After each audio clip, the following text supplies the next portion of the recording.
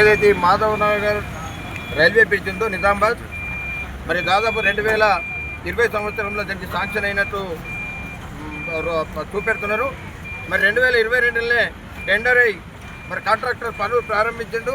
అది 2025 ఆగస్టులోపే పూర్తి కావాలి. కానీ కాకపోతే మళ్ళీ ఎక్స్టెన్షన్ టైం అడిగి ఇప్పుడు ఈ ఆగస్టు లాస్ట్ వరకు కంప్లీట్ చేస్తామని చెప్పేసి సమయం తీసుకున్నారు. ఇంకొక నెల రోజులు ఉంది. మరి ఈ ప్రభుత్వం వచ్చి కూడా కాంగ్రెస్ ప్రభుత్వం 3 సంవత్సరాలు అవుతుంది, ఇంకో 2 సంవత్సరాల కాల పరిమితి ఉంది. మరి ఇప్పటి వరకు కూడా ఈ కాంట్రాక్టర్కు డబ్బులు ఇవ్వక పనులు ఆపేస్తే మరి రేపు ప్రజలకు లక్షలాది వాహనాలు హైదరాబాద్కు ఈ రోడ్డు కూడా వెళ్తాయి. ఇక్కడ ఉన్నటువంటి ప్రాంత ప్రజలకు కూడా ఎంతో ఇబ్బంది జరుగుతుంది. మరి అన్నట్లు కనీసం అప్రోచ్ రోడ్స్ కూడా కరెక్ట్గా చేయలేరు. మరి ఆ పనులు అంటే అట్లనే ఆపేసి మరి కాంట్రాక్టర్ని ఇబ్బంది పెడితే మరి రేపు ప్రజలకు ఎంతో ఇబ్బంది అవుతుంది. కాబట్టి తక్షణమే మరి తెలుగుదేశం పార్టీ కూడా మరి ప్రజల పక్షాన ఉండి మరి ఇబ్బంది అవుతుందని చెప్పేసి మేము ముంగడికి రావడం జరిగింది.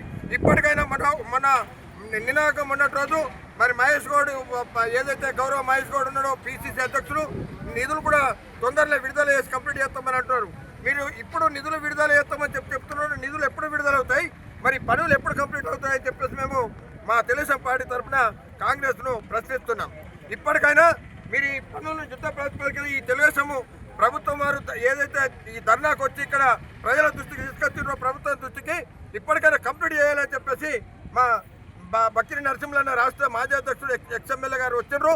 మరి తను పరిశీలించి రేపు మా కేంద్ర మంత్రులకు కూడా రాష్ట్ర మంత్రులకు కూడా ఈ వినతి పత్రం ఇస్తారని చెప్పి సమర్పిస్తారని చెప్పేసి తెలియజేస్తున్నాం. ఇప్పటికైనా మీరు ఇది కంప్లీట్ చేయాలని చెప్పేసి మా డిమాండ్.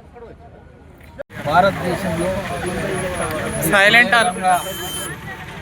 గతంలో మరి అనేక మంది ప్రధానులుగా ముఖ్యమంత్రులుగా వివిధ రాష్ట్రాలను దేశాన్ని పరిపాలించిన వారు ఎందరో ఉన్నారు. మరి గౌరవ ప్రధాని మోదీ గారు వచ్చిన తర్వాత రాష్ట్రాల్లో అదేవిధంగా దేశంలో అన్ని రూపాల్లో అనేక విధాలుగా అభివృద్ధి కార్యక్రమాలు జరుగుతున్నాయి. అంతేకాకుండా విదేశీ విధానంలో కూడా మరి ఇండియాకు అక్కడి పేరు రావడం జరిగింది. మరి మన మాధవనగర్ ఈ రైల్వే బ్రిడ్జ్ ఏదైతే ఉంది దీంట్లో నిజామాబాద్ మాధవనగర్ దీంట్లో కేంద్రం రాష్ట్రం ఇరువురి ఏది భాగస్వామ్యంతో ఈ పని పూర్తి చేయవలసినటువంటి ఆవశ్యకత ఉంది. ఇక్కడ మనం పరిశీలిస్తే కేంద్రం ఆల్మోస్ట్ పూర్తి చేసినట్లుగా మనకు కనబడుతుంది. అంటే ఇంకో 80% పూర్తి కాగా ఒక 20% అట్లా పెండింగ్ ఉంది. రాష్ట్ర ప్రభుత్వం తరఫున మాత్రం స్తంభాలు వేసారు, తడకలు మూసిండ్రు అన్నట్టు. అందుకొరకు మనకంటే కేంద్రం కంటే రాష్ట్రానికే ఎక్కువ బాధ్యత ఉండాలి. అంటే వాళ్ళు కనీసం పక్కల మోడ్ ఆఫ్ కన్వేయన్స్ ఏది చిన్న స్కూటర్లు, కార్లు, అదేవిధంగా 4 పయ్యల బండ్లు ఈ పోవడానికి కూడా గుంతలు ఏర్పడ్డాయి. మరి R&B వాళ్ళు ఏం చేస్తున్నారో అర్థం కాదు. ఇప్పుడు కేంద్రం ఆల్మోస్ట్ పూర్తి డబ్బులు ఇచ్చినట్టుగా ఉంది. అయితే కాంట్రాక్టర్ ఏమంటాడంటే రాష్ట్ర ప్రభుత్వం నుండి నాకు బిల్లులు రాలేదు అని. ఇప్పుడు నిన్ననే పిసిసి అధ్యక్షుడు ఏమన్నాడంటే త్వరలో బడ్జెట్ కేటాయిస్తాము, పూర్తయిపోయింది. ఇది ఇప్పటికే 2 పర్యాయాలు అధికారుల ద్వారా త్వరలో పూర్తి చేస్తామంటే ఇప్పటికి మళ్ళా ఆగస్టు 26 వరకు ఏదో సమయం తీసుకున్నట్టుగా సమాచారం ఉంది. నేనేమంటున్నంటే కేంద్ర రాష్ట్ర ప్రభుత్వాలు కేంద్రం డబ్బులు ఇచ్చినప్పుడు రాష్ట్రం స్థానికంగా ఉండే ప్రభుత్వం కాబట్టి ఇమీడియట్గా డబ్బులు కేటాయించి ఇది పూర్తి చేసి ఏది ఉమ్మడి రాష్ట్రంలో ఏవైతే కార్యక్రమాలు జరిగినాయో మరి ఇప్పుడు కూడా రాష్ట్ర విభజన జరిగిన తర్వాత మరి ఇంకా స్పీడ్గా పెరగాలి. ఎందుకంటే అప్పుడు ఉమ్మడి రాష్ట్రంలో జరగలేదని బదలాం చెప్పిన వాళ్ళు కూడా ఉన్నారు మన దగ్గర. మరి ప్రత్యేక రాష్ట్రం అయిన తర్వాత ఆ డబ్బులను వీటికి కేటాయించి శీఘ్రమే అభివృద్ధి కార్యక్రమాలు తయారు చేస్తే ఏమవుతుందంటే ఇప్పుడు చూడండి, ఒక 10 నిమిషాలు ట్రైన్ వచ్చిందంటే 1 కిలోమీటర్ 2 కిలోమీటర్లు వాహనాలు ఆగిపోతున్నాయి, పాదయాత్రలు. అంతేకాకుండా ఈ గుంతలు మొదలైన రోడ్లు రాళ్ళు రప్పలు ఉన్నందువల్ల ఎవడైనా నైట్లో చెట్టోడు ఏమవుతుందంటే జారి కింద పడి చనిపోతాడు. అందుకొరకు ఇది ప్రజల సౌకర్యార్థం కేంద్రము డబ్బులు ఇచ్చి కేంద్రం 80% పూర్తి చేసినప్పుడు రాష్ట్ర ప్రభుత్వం అత్యధిక శ్రద్ధ తీసుకొని దీన్ని పూర్తి స్థాయిలో మరి ఈ అప్రోచ్ రోడ్లు వాళ్ళు పూర్తి చేసే బాధ్యత ఉంది. మరి ఎందుకు రాష్ట్ర ప్రభుత్వం నిలకడగా నిదానంగా ఉన్నదో మనకు అర్థం కాలేదు. గతంలో ఒక పెద్ద మనిషి ఉండి అది ఉమ్మడి రాష్ట్రంలో మనం నష్టపోయినాం, నీళ్లు పోయినాయి, నియామకాలు పోయినాయి, అన్నీ పోయినాయి అన్న. మరి ఆ కాలంలో ప్రారంభించింది ఎందుకు కాలేదో పూర్తిగా మనకు అర్థం కాదు. కాబట్టి నేనేమంటున్నంటే మనము ప్రజల కొరకు ప్రభుత్వాలు వచ్చినప్పుడు వాళ్ళ సౌకర్యాలను భద్రపరిచే ధర్మం మనది ఉంది. అంటే ప్రభుత్వం ఎట్లుండాలంటే ఒక ప్రజలకు ట్రస్టీగా ఉండాలి. ఒక దేవాలయానికి ట్రస్టీ ఎట్లుంటుంది, తిరుమలకు యాదగిరిగుట్టకు కొత్తగా ట్రస్టీ చేసింది మనం రేవంత్ రెడ్డి గారి గౌరవ ముఖ్యమంత్రి గారి ఆధ్వర్యం. అంటే వాళ్ళు ఆ ట్రస్ట్ ప్రజల కొరకే పనిచేయాలి. ముఖ్యమంత్రి గారు వారి క్యాబినెట్ ఎమ్మెల్యేల మనమందరం కూడా దీనికి ప్రజల కొరకే పనిచేయాలి.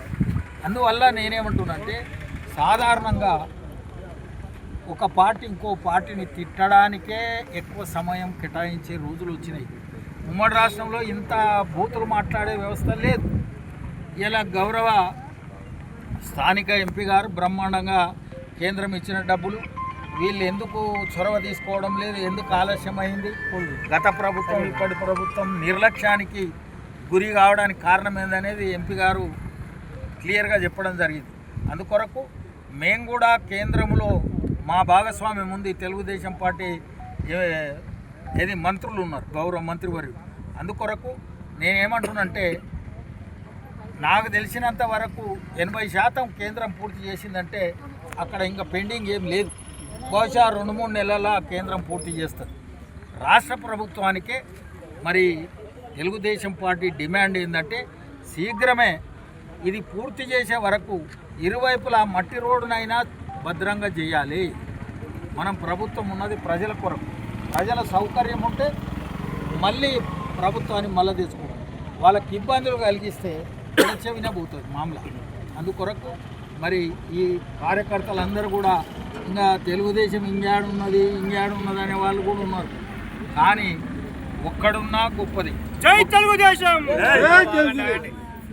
1,78,000 సభ్యత్వం చేసిండ్రు అంటే ఇంకా ఉన్నారు.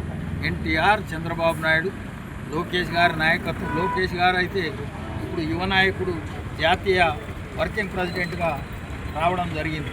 మరి ఆయన వల్ల మన వాళ్ళు ఏమంటారంటే మనం పోటీ చేయలేదు, ఇంకా చేస్తామా లేదా అంటారు. పోటీ చేసేది జాతీయ అధ్యక్షుల వారి ఆధీనంలో ఉన్నది.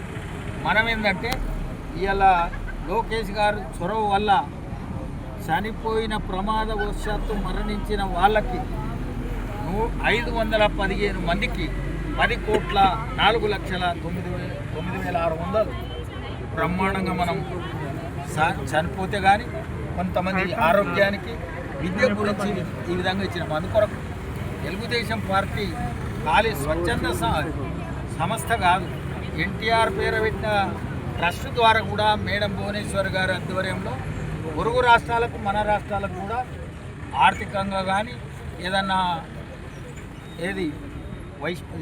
ప్రకృతి వైపరీత్యాలు వచ్చినప్పుడు కానీ ఆదుకునే ప్రయత్నం జరుగుతుంది. 560 మంది పిల్లలు ఎన్టీఆర్ ట్రస్ట్ ఫండ్లో తల్లిదండ్రులు లేని వాళ్ళు చదివిస్తున్నాం. ఉదయం, సాయంత్రం, మధ్యాహ్నం 3 పూటల భోజనం ఎన్టీఆర్ ట్రస్ట్. అనుకో Telugu Desam is not only political party but also a social organization. అందుకొరకు తెలుగుదేశం పార్టీ సూర్యుడు, చంద్రుడు ఉన్నంత కాలం ఉంటుంది. ఇది ప్రజల కొరకు ఉంటుంది, బడుగు బలహీన వర్గాల కొరకు ప్రజల పార్టీది. కాబట్టి మరి ఇది శీఘ్రమే మరి ముఖ్యమంత్రి గారికి మరి ఇక్కడ సంబంధిత R&B మంత్రివర్యులు వీరందరూ కూడా మరి శీఘ్రమే ఈ ప్రజల యొక్క ఆకాంక్షను తీర్చడానికి ఈ వర్క్ శీఘ్రమే ప్రారంభించి ఆ కాంట్రాక్టర్ ఎవరైనా ఉంటే ఆయనకు డబ్బులు ఇవ్వకపోతే కూడా శీఘ్రం ఇచ్చే ప్రయత్నం జరగాలి. కాంట్రాక్టర్ ఖుషిగా ఉంటేనే పని తొందరగా అవుతుంది, లేకపోతే కష్టాలు వస్తాయి. ఇది తెలుగుదేశం పార్టీ డిమాండ్.